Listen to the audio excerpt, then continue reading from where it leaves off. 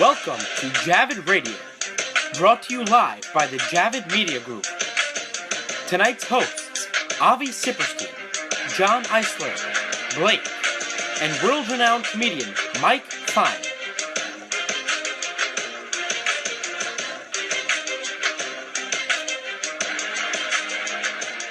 Screen them. Do you oversee every single person that works in the organization? Of course.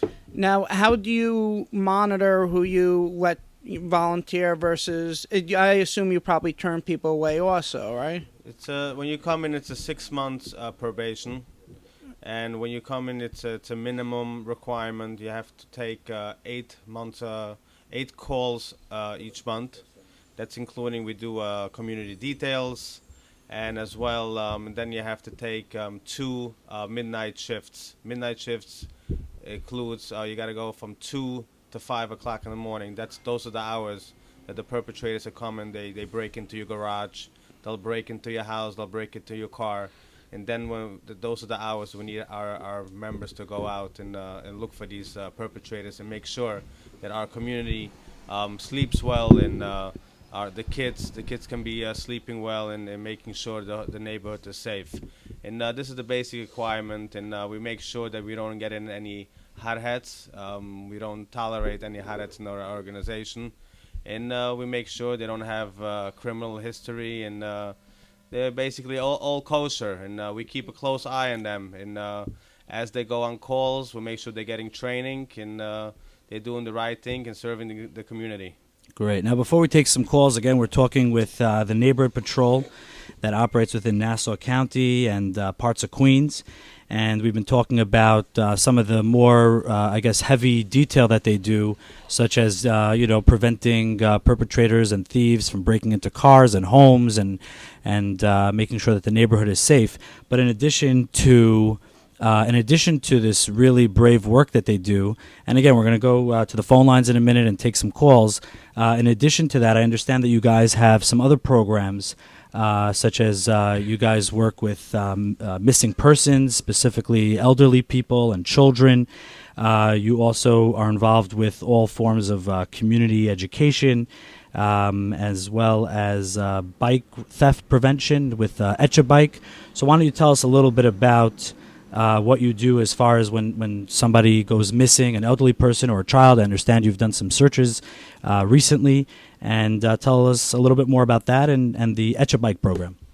So let me just cover searches real quick. Searches, we actually have two of our units who specialize in missing person searches, where they have a whole system in place where there's grid set up, where we check, areas of priority, where the person hangs out, where the person lives, first of all, where the person hangs out, where the person frequents, goes to school, shops. Then we go, if it's a case of medical necessity, we check out local hospitals, and then we expand our search accordingly, both on the streets and, in various facilities. There's a whole system set up, and there's a whole framework that they follow, and it's computerized, and, it entails, computer equipment, hardware, software.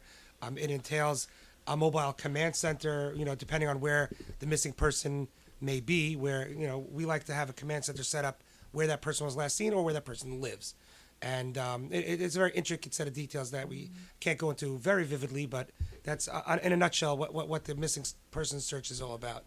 We also have a forming group that we're going to have this spring, where they're going to train with New York City Parks Department to be beach certified lifeguards, which is not just pool lifeguards, but beach lifeguards. We live close to various bodies of water, the Jamaica Bay, the Atlantic Ocean, where specifically in our area, there's always somebody who's drowning. Every year there's 1 or 2 deaths, specifically Beach 9th through the Long Beach area, because the water there is very active. I think Shulem's actually working on a scuba diving team, if I'm not mistaken. We really are working on getting a team of people who are trained, because all too often, by the time they get aviation and harbor down there, somebody could lose a life. Where if we have somebody trained enough with equipment that could go out safely and swim out to a boat or swim out to to a swimmer that's pulled into a riptide, this is something that we could help. Of course, with law enforcement and fire department and city-based resources. We like the patrol. We're not going to operate despite them, but we will operate in tandem with them, and that's very much welcome. And we have local politicians that support that, and particularly we'll be getting both financial support and emotional support from Councilman Donovan Richards out by us, and we're building relationships with other politicians as well to get that same level of support. Which also leads to your last question of our financial support. One second, Ben, before we get to that, do you guys want to give out a way to the audience if someone wants to donate? How do they donate to your cause? So they could first, the easiest form is to call our hotline, our 24/7 hotline, which is 917-727-7306. Again, 917-727-7306. We'll send a member out to pick up that check or that donation, whatever it may be, or you could mail it to our office, which is 716 Beach 9th Street, Far Rockaway, New York. That's 2 words. 11691. That's our office.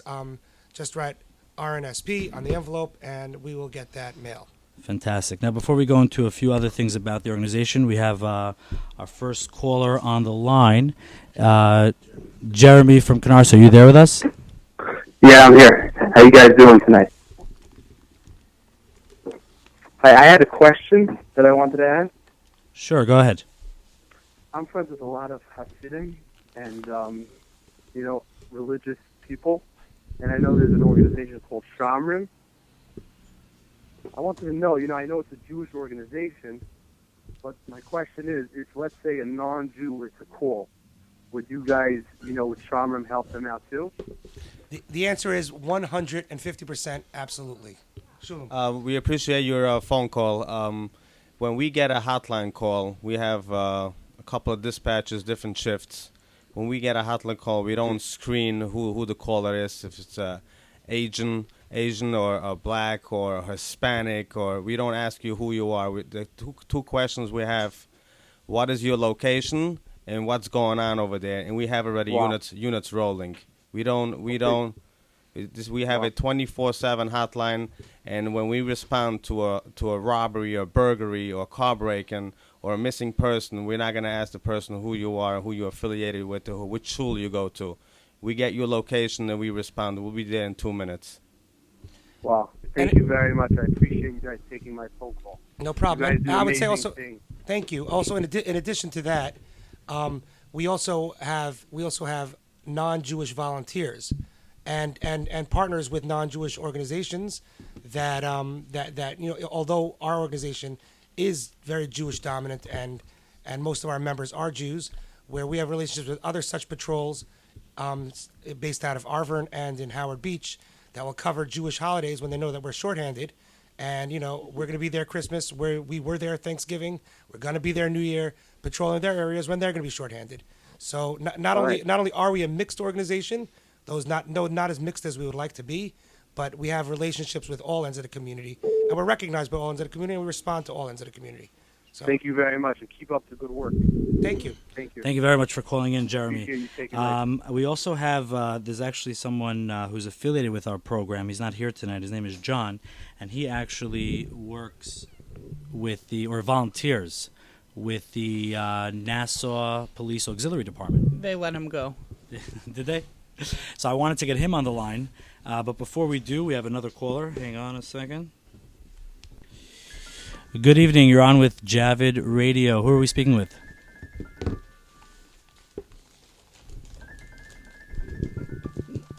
Hello? Are they there? No, I don't hear anyone. Hello? Hello. Yes, hi. You're on Javid Radio. Hi, my name is Rachel. I live in Cedarhurst. Thank you for this topic. It seems very important. I want to ask them, do you think it's important to be calling Shulem first or the police if I see someone maybe breaking into my car or breaking into somewhere my property? What do you think?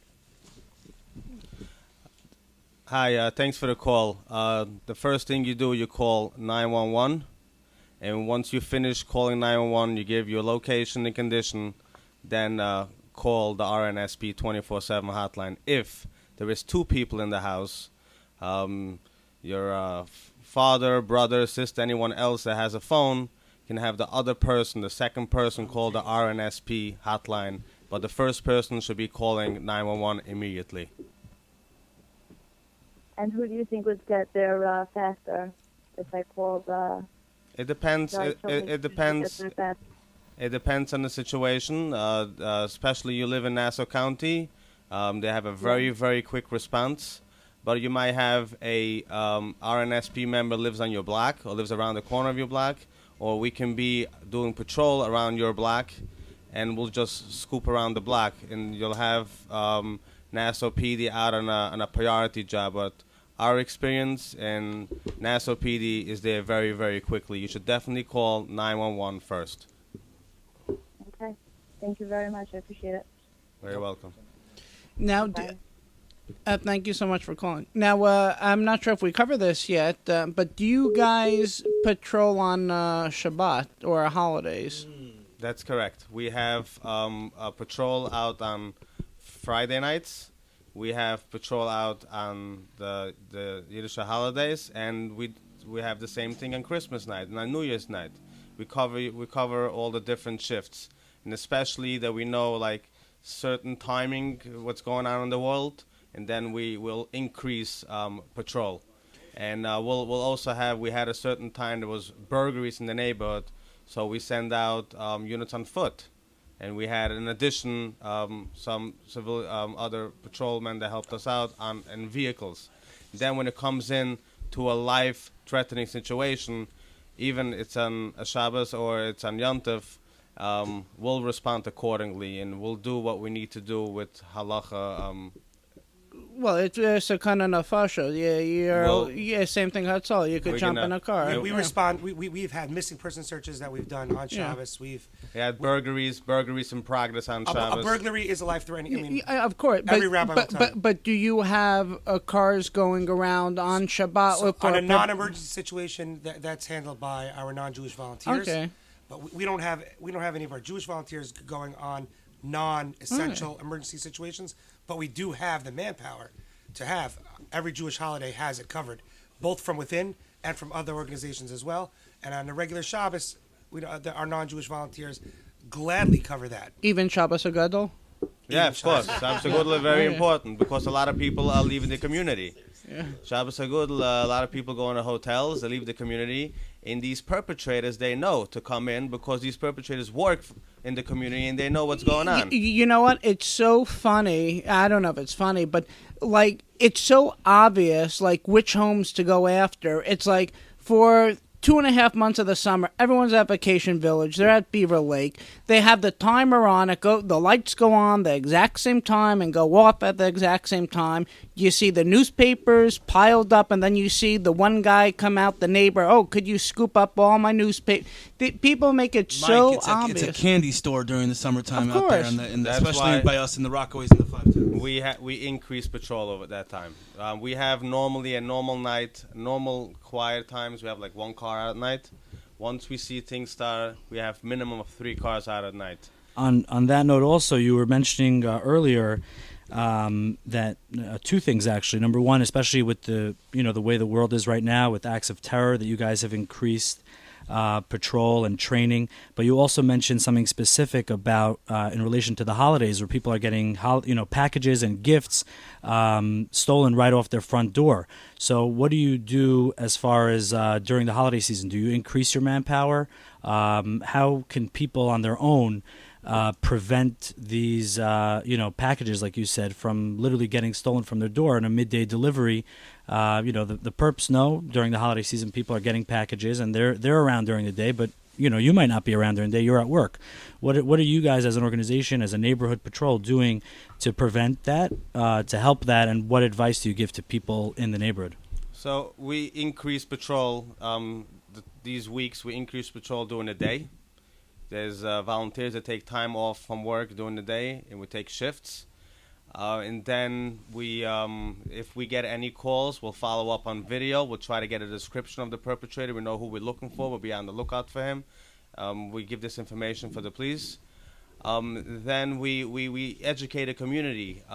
If you're getting your package delivered, have it go to your neighbor, that the neighbor is home, or have it go to your facility where you work. And then we had 2 years ago, there was a big string of a lot of packages been getting stolen, and our tech squad were able to get video footage of a perpetrator that took on a Friday night about 60 different packages from different locations. Apartment buildings. An apartment building is like... Yeah, there were only a couple of iPods, and it wasn't worth it. My legs were killing the next day, so it wasn't worth the... So we got that video. I bet you in jail your legs were killing even more. We got that video, and we were able to obtain that video and give it over to the police department. And one of the police department said, I know this individual. And that individual was out for a homicide parole.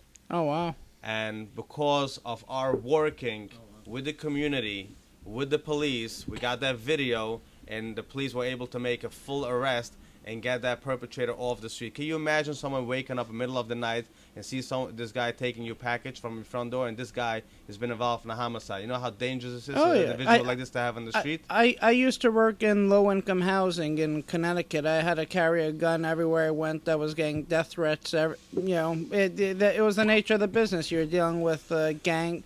Which brings me to my next thing. I didn't touch on it before. But I know you mentioned you guys do training. Obviously, you guys, you're not carrying, guns, probably not even pepper spray. But do you provide also like self-defense training in case, God forbid, We have most of our guys are. We try to keep guys in shape. Yeah. But our guys are trained. Stay distance. Keep an eye. The police will be there in 2 minutes. But regardless of physique, they're all street smart. You could put me in any neighborhood here in New York City, and I have the social smarts, the street smarts, where I don't have to be a big, strong guy just to know what to do, what not to do, the common sense things. But we do have guys who are, in answer to your question, we do have guys who are martial arts experts, who are trained with martial arts and who train the others. We have one guy in particular who's a third or fourth or fifth, God knows what degree black belt, who's going to be giving one of our next presentations at one of our monthly training meetings. And it's something we're learning, and in terms of arms and defense. Because not for nothing, even though your MO is stay away, let the other people take it, there's no excuse why every single person, and it could have to do with budget, but every Jew, even not part of Shomrim, should or any organization, they should, without a doubt, know self-defense. Because, as you said before, with the attacking the young girl over there, let's say you didn't have 10 other people, and God forbid the scenario turned out different. You may have to use something to... If I had to, I would. But I didn't, because I didn't have to. And I knew that I had the support around me. And I had the street smarts to know that I'm on a call. I'm on a busy block. I know most people in the world... You were lucky. Most people in the world. And it wasn't the best part of town. But I know all of those guys on that block, regardless of how drunk or stoned or whatever they may have been, they're not going to tolerate a guy hitting a 10-year-old girl in the face. And I had the support that I needed. So even though I didn't have RNSP backup right away, I certainly had backup of common sense street folk who are not going to put up with that garbage, and I utilized that. I had enough street smarts to utilize that. But if I was alone on the street, yeah, I'd come after him. But I didn't. I didn't have to, because my street smarts and instincts told me not to. We're going to take a quick commercial break. We'll be right back.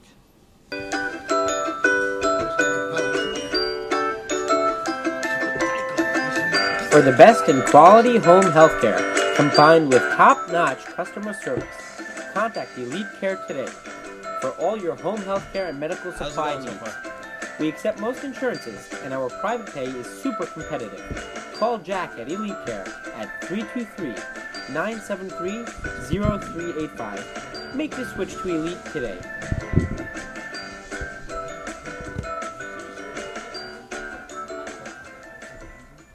Welcome back. You're on with Javid Radio, and I am here with Mike. We're joined with 3 members of the RNSP, the Neighborhood Patrol. which operates within Queens and certain parts of Nassau County. We're here with Shulem Klein, Elkanah Adelman, and Jack Adelman. We're talking about some of the wonderful things that the Neighborhood Patrol does, such as keeping the neighborhood safe from robberies, break-ins. They have a presence on the street. They're involved in community education. They are right now making sure that around the holidays that there's more of a presence in the neighborhood. A lot of wonderful things that they can take pride as far as how they are keeping the community safe.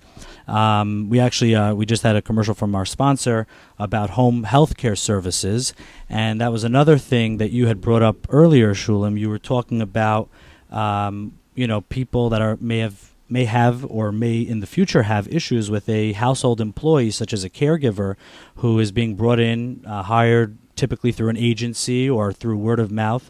And what kind of issues have you seen, not with all and not to worry people, but what should people be on the lookout for as far as bringing in someone who is a caregiver, but God forbid, is someone who also might take advantage of an elderly person in that situation? What kind of calls have you seen in regards to that? We get quite a bit of these type of calls. But these cleaning, they're home attendants. They're home, and they sometimes they can be there for a few years, and everything is been good and everything. And one day things are starting missing from the house, but they would not believe this is the person who's been helping them out for a few years, and they don't think it's them. And it's been proven, even you work for someone for a few years and they can start stealing from you. The main thing you got to do right away is not to engage, not to approach them, and not to accuse, and not to start telling them, oh, I think you stole my jewelry or watch or something. Usually it's small stuff. Mike, I would also say that, just like when somebody's hiring a babysitter for their kids, you're looking into the person before you're bringing them in. Nope, not really. Cheapest one. That's yeah. I'm glad I'm not your child, Mike. Yeshiva tuitions. By the way, that's another thing. You guys should crack down on those people that put up with that yeshiva tuition. The people that come up with those numbers. Those are the real criminals we need to get off the street. We have a division for that as well. We have Hal on the line. Yeah. Oh. Hello. Hal there? Yes, Hal. Hi, guys. How are you? Well, we're doing great. Hal, do you have a question for some of our guests tonight? Yes, I do. First of all, I'd like to commend you guys for literally risking your life and, helping our community keep it safe. And we know that a lot of people, out there, endangered people, and we definitely feel safe with the organization around. I have a question in regards to police and police procedures. Let's say if you guys, in fact, catch the perpetrator, either burglary from the house or stealing my son's bike or any event that may occur. Do you guys still recommend me file a police report, or what do you tell the people? Or is it done by someone coming, taking care of the guy, and that's it? So you're talking about a crime in progress or a crime in the past? No, crime in progress. Let's say you guys handled a crime. You caught the guy. Now, do I call the police and file a report, or it stops by Shomrim? No. Let's say if the individual is stealing your bike, or a bike that belongs to your household. Right. You call 911. You call us, and then you have in most of the time we'll catch the perpetrator. You'll get your bike back. But you have to. The best thing is to press charges to get this guy arrested, because he just stole your bike out of your garage, and you don't want this individual to come back tomorrow and steal your neighbor's bike or your cousin's bike around the corner, because he knows, yesterday he did it. These people are such a nice people, they're not gonna have me arrested. As long as I give him back the bike, they're not gonna have him arrested, so he'll come back and steal your bike. So understood. You guys are recommending to follow through with the actual police report. Well, the police report is usually for a crime that has not been resolved. In this case, when you're talking about a person who's been arrested, it's pressing charges is what it is. In order for somebody to get arrested, you need a witness and you need to have a complainant, a victim. So in order for that person to be arrested, the victim has to be willing to press charges. And a witness has to see or have been observing this person either stealing or in possession of the stolen device, in the case of your example. And it has to be followed through with pressing charges. If it's a past crime, we have on video somebody breaking into a car and the person's not arrested, you file that police report. Because when we find that guy the next day, not if, when we find him doing it the next time, and we have the video for it of the past times that he's done it, there's no way we can make that connection to him without the police report. Because plain and simply, as far as the police department, NYPD or Nassau County PD is concerned, the crime never happened unless it was reported. I mean, a report is an official documentation, such and such happened. If that report was not made, as far as they're concerned, it legally never happened. Plain and simple. To the point where if I saw him do it and stopped him from doing it and it was never reported, he's going free. Plain and simple. So for past crimes, or if you're a victim of a crime, if it's not resolved, you file a police report. If it has been resolved through an arrest or this person's been detained by the police department, you express interest in pressing charges. And then it'll be taken care of satisfactorily. Completely understood. Thank you guys again, and keep doing what you're doing. Thank you. Thanks. Thank you very much for calling. Just going back on one thing from before, I just was reminded, and I recall that about a month or two ago, there was a big search throughout New York for a missing person. Not to say any names, but I believe it was someone from your neighborhood, and I believe you guys were the lead on that search. Is there anything you could tell us about that? Because I know that there were emails and social media blasts going out to all organizations throughout the city, throughout the boroughs, and I understand that you guys played a very major role in assisting with the search and in assisting with finding him. What are you able to tell us about a real-life story that you guys were a part of, which I'm sure many of our listeners are aware of just through the social media and through the various ways that people were being notified about this? So first off, in this particular instance, our sole objective is for the person for his whereabouts to be known to his family, to know that he's alive and well, number one. We also have the sensitivity that when we're dealing with an adult who's of sound mind, which he was and is, to keep privacy at an utmost. Our guys, personally, were instructed not to talk to news reporters unless it's a direct question to the report, to the missing, excuse me, but rather to only disseminate information that would help us find his whereabouts. And when his whereabouts were indeed found, we just left as if nothing ever happened. Everything, he was safe and sound. We made sure that there was absolute closure to the situation and his needs were taken care of, and we left it alone from there. The objective was to find him, and that's what was had. Fantastic. We actually just got a text in on a text-in line. I'm sure you guys are familiar in the Forest Hills area of Queens. Right here, in the last few weeks, there's been a string of arson activity, homes under construction within the Bukharian Jewish community that they're I believe the NYPD is actively searching for. Have you guys been contacted at all? I know that some people in the neighborhood were thinking about starting their own, internal safety patrol. Are you guys aware of this situation, and are you guys involved at all?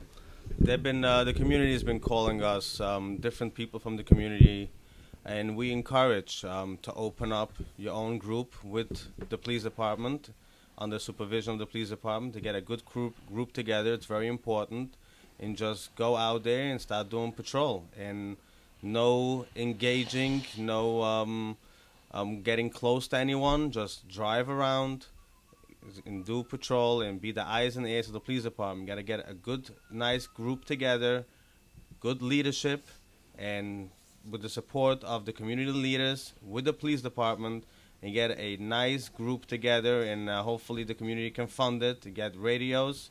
But it has to be organized and cannot be hot-headed guys running around the streets.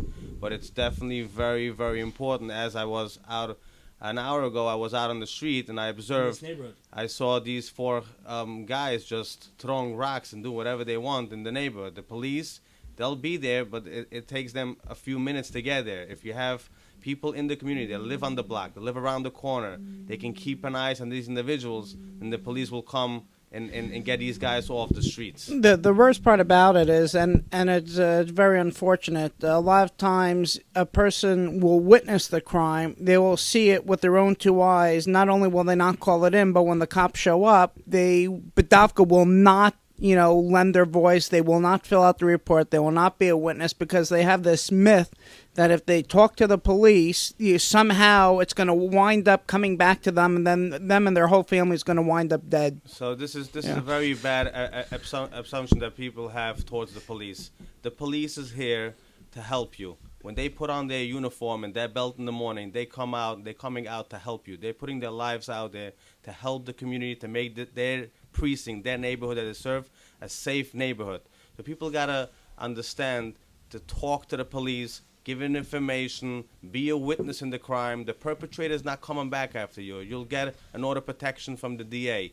And that's why it's very good to have a group of people in the community to work with the police department to educate the community and to tell your neighbors and your friends and your cousins and your family the police are not your boogeyman. You can give them the information. You saw this guy selling drugs. You saw this guy has a gun. You see this guy breaking into cars. Tell that to the person that is involved in this community patrol. They'll give it over to the police, and they'll arrange you even a private meeting between you and the police. The police is here to help you and make your neighborhood safer. Yeah, just to drill that point home, because I've seen this countless times where people will actually witness a crime. They will not give their name. They won't give any testimony, and there's no way it's getting back to them. But those are the same people that are complaining, there's this break-in and that break-in. But the only way for the person to actually get put away is to have witnesses to give testimony as to who the person was, the description. And all the cops could do is show up. If the witness, the sole witness, doesn't want to even help them out, it's, then their entire block's not going to be safe as a result. There's a famous situation that took place in, I believe, Midtown Manhattan, where a male was assaulting a female. Broad daylight in public. Each person on the street thought the next guy was calling. In the end, nobody called. Not one 911 call. It's unfortunately, and these things are studied in psychology classes, where people always assume the next guy's taking care of it. Where through in our organization, a very strong wing of a very strong department of what we do is this public education, as Shulem was describing, where through email, through just going out and talking to people, making community-wide meetings, where we talk to people and educate them. Always call. You see something, completely say something. It's a very overused saying, but not overused enough. If you see anything out of line, it's got to be reported.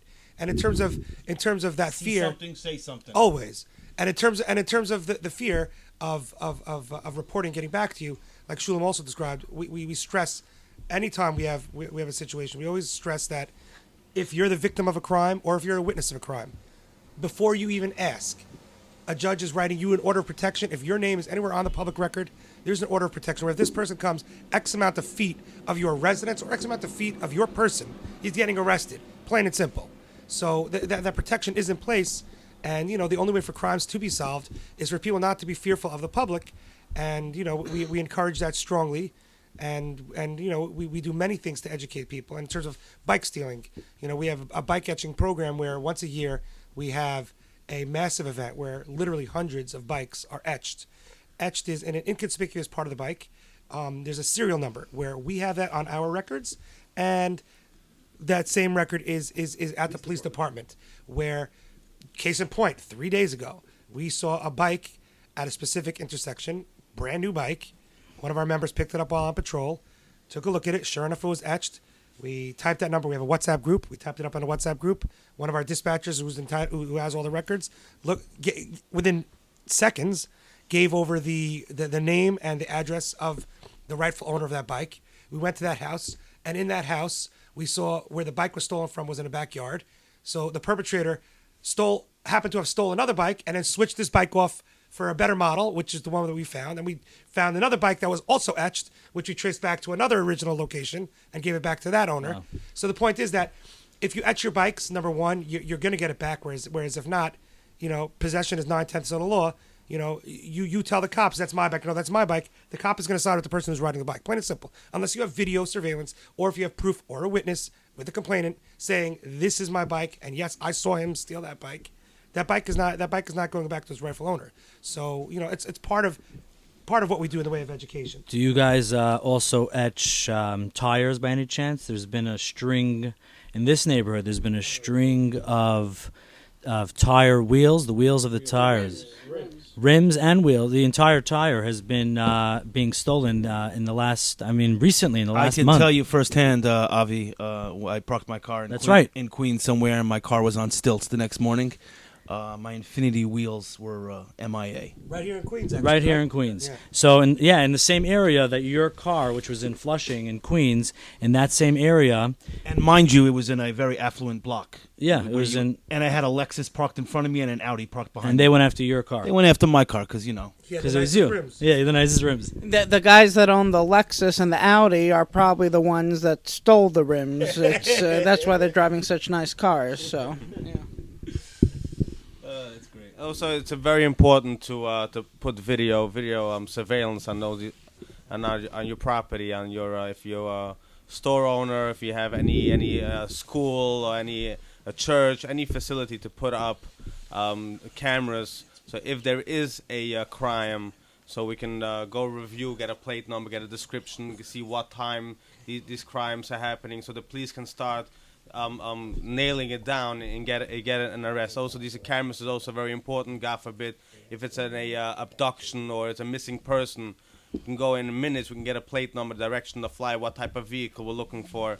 Cameras is very, very important. Also, got to make sure it works, and it should be facing the streets. And as we speak, Avi, somebody a friend of mine texted me a picture. He wrote "case in point" with my car standing on cinder blocks. Yeah, can you send that to me? Actually, yeah, sure will. We got another question on the texting line. Do the police in general appreciate the RNSP, or do they feel that it illustrates that maybe the police are not enough, maybe not doing a good enough job? What kind of relationship?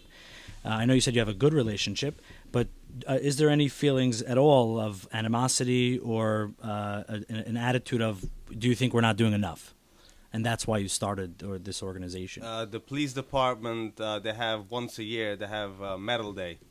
They give for the best officers of the year. They get a medal, and the high ranking of the police department come down. And the RNSP got a medal on that day. The collaboration work that we do together with the police department. And the officers who get medals is officers that been involved in gun situations and heavy those are the type of officers that get these medals. And the RNSP got a medal on Medal Day from the high ranking. That's how they appreciate our work, and that's how the close relationship we have with the police department. We don't hide anything from the police department. We share all the information with them, and we work hand in hand. They need an extra hand, they'll call us. They'll have any situation. They'll have robberies in the train stations. They'll give us information. There is robberies in the train station, this and this timing. We'll go out, we'll do surveillance, and if we'll see anything, we'll alert the police, and it goes both ways. They love you. You make them look better because you're doing a lot of I'm sure they're understaffed, It's a mutual relationship. Yeah. Also, part of what we have is we're more inconspicuous than they're most inconspicuous because every perpetrator knows what an unmarked police car looks like. Yeah. Every perpetrator knows what a detective looks like in a high crime area. Because a detective is just a plain dressed guy, but he was an ordinary citizen. He himself sticks out. Our guys are embedded. And at this point, everyone knows what Shulem Klein's car looks like. Yes, so he's not inconspicuous, but our members are embedded in the community. They're just regular, everyday guys. I'm sorry. Go ahead.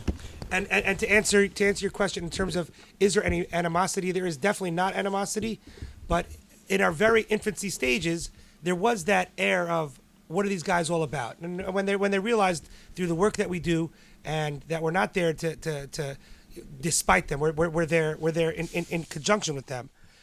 They've moved very forward, and we have that in Nassau County where we started recently as well, where they see the value of what we do. And, we have the leadership of the NYPD that could vouch for the fact that we're not there because they're insufficient. We're there because we want to make our community a more protected place, and we're partners in what they do. The police department they feel very pleased that when we go to schools, we go to synagogues, we go to all these public locations, all of our members are trained to look around. They all have radios. God forbid, if anything happens, we'll be there. There's a radio over there. We'll be able to call it in and tell them which way to come in, which way to do what. They feel this close working together, and it makes things much easier for them, and that's how they can help more the community. And also we broke that thing that people don't want to be the witness in the community. They don't want to call that 911 phone call. We urge the community, call 911, talk to the police. We actually, on that note, we actually have on the line right now John, who's with the show. And John actually is an auxiliary police officer with the Nassau County Police Department, if I'm correct. John, are you there? I'm here. How you doing? Hi, how are you? Good. So I've been listening to the show, and I first of all want to commend the good work that you guys do. We at the auxiliary police perform, I think, a very similar role. Although we don't have a 24-hour hotline, our role is basically to assist the police department as the eyes and ears, be out on patrols. We do specific events, security and stuff like that. One of the things that I may differentiate what we do from what you guys do, I mean, obviously, yes, we do wear official NCPD uniforms and carry all the same equipment except for the gun and the baton. But one of the things that we're specifically instructed in the police academy that we go through, my course was 26 weeks. I think the current courses for an auxiliary police officer are close to 40 weeks of training, once a week for I think it's 3 or 4 hours. Is they tell us specifically not to go and respond to calls, but to simply just be out on patrol, and if we see anything suspicious, call it in. It sounds like you guys get more hands-on and directly involved. So I think that might be something that differentiates us a little bit. Am I understanding that? I got his question. Okay. Hi, John. Hi. So, first off, we will be there, and if a 911 operator or a police officer tells us to leave the scene, we leave the scene, plain and simple. However, where our training differs based on what I'm hearing from you, and correct me if I'm wrong, but we're going to keep that constant visual. If we see a crime in action, we're never going to engage. However, our dispatcher is going to be on the phone with the 911 dispatcher, and we're going to keep updating location based on the constant visual we see. We're going to maintain a constant visual and not report it and go. You know what I mean? We kind of encourage, just to get one step up where we don't engage at all, but we're not going to leave the scene either. It's not like a stand your ground type of thing, but it's from a block or two away. We do the same thing. We don't directly engage, but we keep an eye and we keep the NCPD posted on it. But the purpose of your hotline, if someone calls in your hotline, what do? Do you go and respond? So the purpose of the hotline is the purpose of the hotline is that if just case in point, if somebody's burglarizing a house or breaking into a car or assaulting somebody on the street, where we're going to come down. You're basically asking for that eyeball, whereas you're a regular citizen and you don't want to be there. You feel that your safety is compromised. You're calling our hotline while after calling 911, and if we happen to get there first, you have the added advantage of a trained eye on the perpetrator with who's got radio communication with a dispatcher who's on the phone with the 911 operator, updating condition and location as these things change. You're basically acting as an intermediary, but you're not engaging that. Correct. We're acting as an added set, like you're saying, an added. You're not running into the house that's being burglarized, but if the criminal were to run out of the house, you would follow him from a safe distance, and hopefully in a way that he doesn't even view or know that we're following him. Right. Okay. It's a special training. My other question to you is that I don't know if it's so much a question, but you were talking about relationships that you have with the police department as being receptive and being positive. And although as auxiliary police officers, we also enjoy a similar relationship like that with the actual cops and the precinct commanders, the reality of it is, though, that the police unions are not at all in favor of what the auxiliary police do because they feel that it's taking away overtime hours and jobs of regular police officers. I mean, our job basically is to save the taxpayer money and to fill in for the police officers when a real police officer is not needed. In other words, our patrols are extra patrols. When we do events, whether it's security at One of the fairs, marathons. parades, marathons, things like that. Yeah, that's actually taking away the overtime hours of the cops. So the unions are really very, very much against what we do. Have you had any pushback from the police unions that you know about? So we definitely have a sensitivity to that, and we also have a sensitivity to the fact that in the Nassau County end of the areas that we service, there does exist auxiliary, and we make it a point not to get in the way of what auxiliary does. Meaning, for example, on the Rockaway end of the area that we serve, we have a night patrol that has added patrols like you described. We will not do that in Nassau County because you guys are doing that, and we don't want to encourage that. In terms of the police union, we're there to work in tandem with the cops, on the scene. We're not closing off streets in Nassau County. You guys are doing that as well. Right. You guys want to say auxiliary, but when it comes to the crime, again, we're letting the cops know we're not here to take away or to work to spite you. We're here to be an added set, and if you don't want it, we're gone. Plain and simple. Well, that's sort of what the auxiliary role is also, but because we're in uniform, they do take it as a threat to what they do. But no I one would takes you suggest as a threat, John. Don't fool yourself. No one takes you as a threat. a threat to their earning of a living by taking away overtime. It's hours. back to tuition dollars, John. But again, that's beneficial to the taxpayer, so it's not anything that the public should be upset about. But I think, and I think from what I understand. Everyone, for whatever reason, and I think it's very stupid, gets very territorial about what they do. And I think the reality of it is we're all in this for the same reasons, and that's to keep the public safe.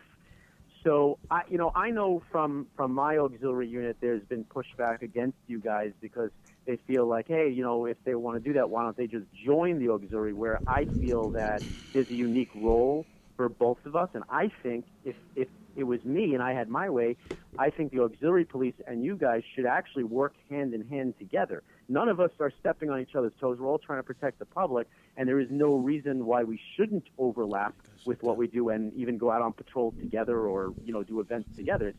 It's helpful. It's not, I don't find it hurtful. I think it's helpful. I couldn't agree with you more. And when we do have any sort of sense of any pushback, our first initial reaction is just to avoid, just to keep doing what we do. We've ran into our political controversies. We've ran into our on the job, like any sort of who are these guys? Like any nonprofit, like any charity has. We just do what we got to do, and if people want to join us, our lines of communication for us are always open. We're a phone call away. If anybody has any sort of beef, complaint, or just something to communicate, we're there.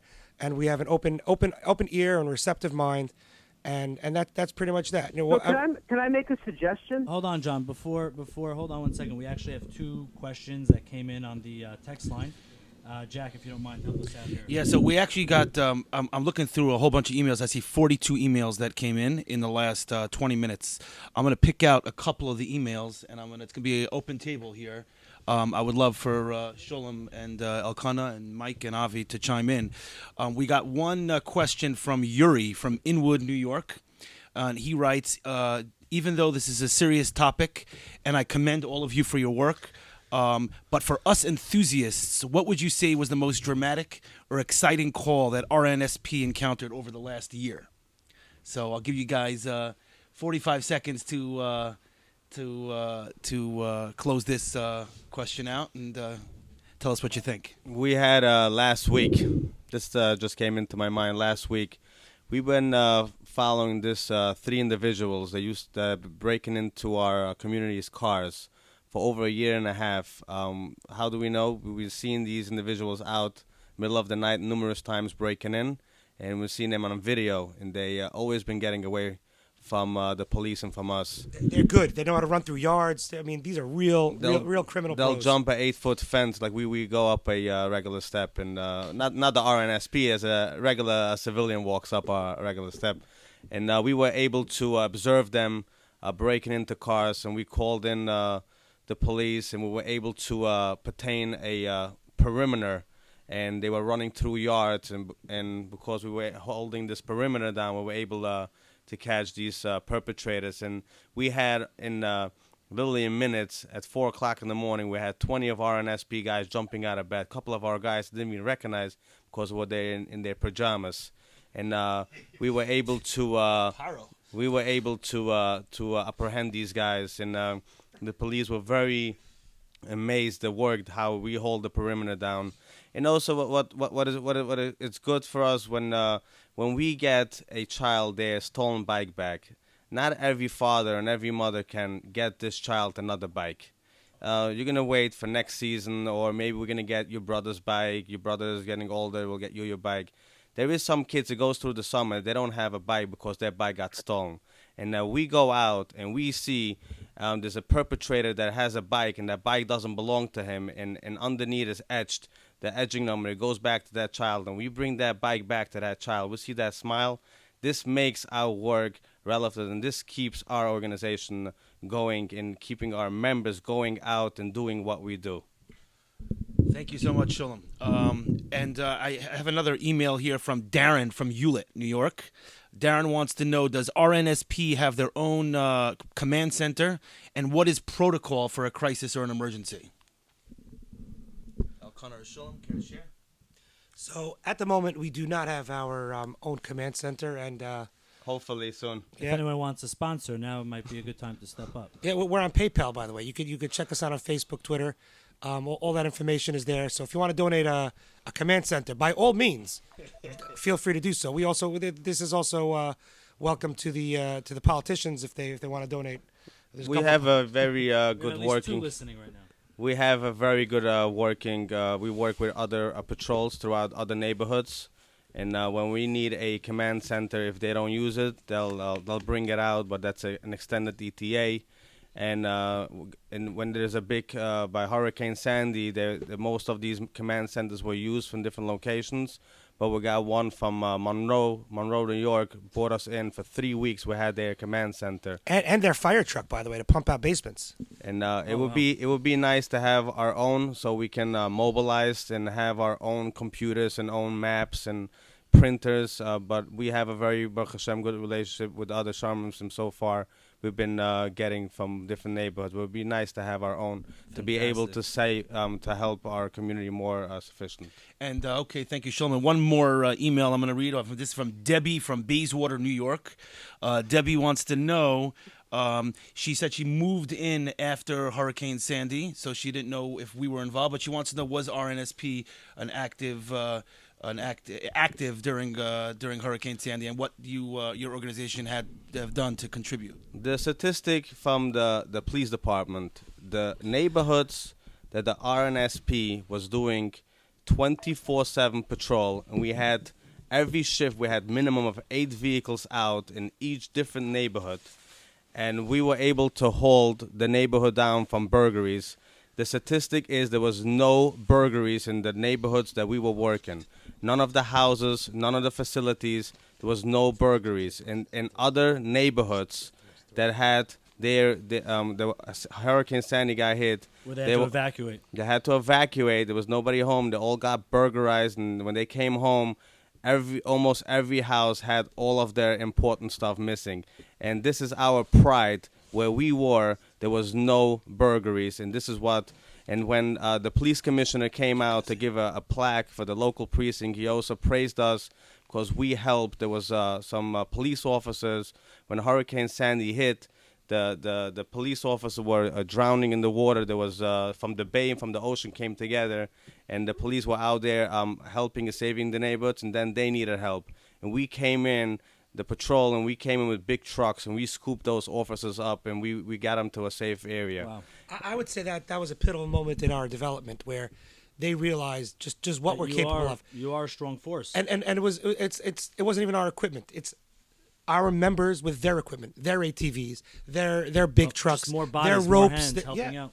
And they saw just indeed what we're capable of. We had members for 3 weeks. There was martial law. There was literally soldiers in every area surrounding us but us. Wow. Meaning stores were looted to the right of us, to the left of us, to the north, to the south. Wherever there wasn't water, there was looting except for the immediate vicinity that we were.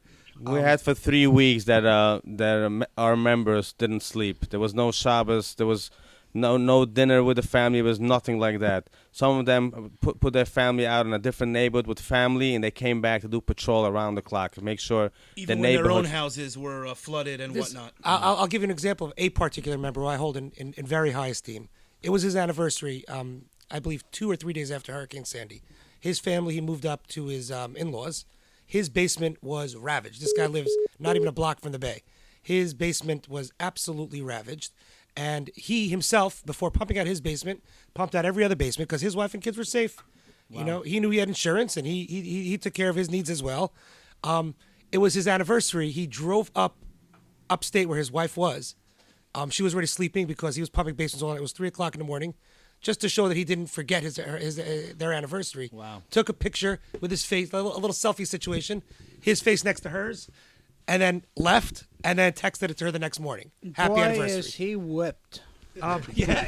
Seriously. It all comes down to tuition. And how his basement was the least of his issues. My gosh. and how we helped out the community with food. We brought in hot food for the neighborhood and clothing. That was Fantastic. I actually, getting back to the question of, and what's the most, for us enthusiasts, what's the most exciting and dramatic situation that RNSP encountered? RN2, I'm getting an email now from another member saying that you're holding back here. You might want to. So that was actually a text message you got, and that was from one of our members. He wants to relate his most exciting call, and I thought this was very funny. I was out of town for this one, and I'm very upset that I missed this. But a local community member, somebody was banging on his door. So he opens the door to say hello, and this person busts right into the house. Now, thankfully, it wasn't a burglary situation, but this person, he was, I don't know what he was doing, but he was in a crazed state. He ran right through the house, from the front yard through the house to the backyard, and back through the front yard. This guy ended up. I mean, the story has it that this guy in his state ended up naked somehow, and was running around the streets naked. And it took a while for police to respond because there were 2 shootings that they were responding to, which are high priority jobs, and this quite didn't rank. So there were about 3 guys. We generally never engage, like we mentioned. We keep a moving perimeter, but a man running naked throughout the streets is a safety hazard. Yeah, definitely. he was a danger to himself too. He was running between cars. In all seriousness, yeah. But like it was actually, if you want to know a funny call, this is a funny call. We ended up keeping him safe, where we kept him in a set location until the proper help arrived. And EMS was able to get him safely to the hospital. Fantastic. All right, we're getting to that time where we want to also apologize to. There's a lot of emails that we were not able to address, a lot of questions and phone calls that we were not able to take.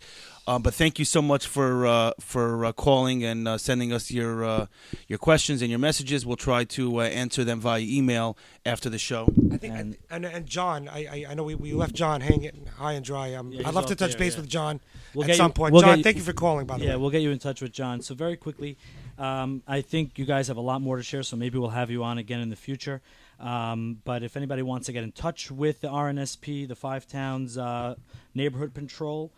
Is there an email address that people can reach you at? What's that email address? Absolutely. If it depends what the need is. If the need is just general communication or to receive alerts, we send out alerts on a regular basis, generally weekly, just so people can know what's going on in their part of town. And we market, Cedarhurst, Lawrence, Far Rockaway, Bayswater, Woodmere, Inwood, so people have an idea as to what's going on in their immediate vicinity.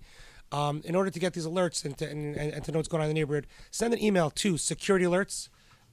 That's plural, security alerts at rockawaypatrol.org. If you're interested in volunteering in any capacity, send an email to dispatch at rockawaypatrol.org. If you're just calling with a question, comment, or concern, security alerts is the email to go to. Again, security alerts at rockawaypatrol.org. To volunteer, dispatch at rockawaypatrol.org. Those are okay. And the hotline number, again, just to repeat, the hotline number, if you're in the Nassau County, Far Rockaway 5-town area and you feel like you are threatened or you see some suspicious activity or anything that you feel might be of a safety or security concern, the number to call is 917-727-7306. Again, that's the emergency hotline numbers. I wouldn't say anything. If you see anything out of order, that's the 24/7 hotline number. Literally 24/7, 365.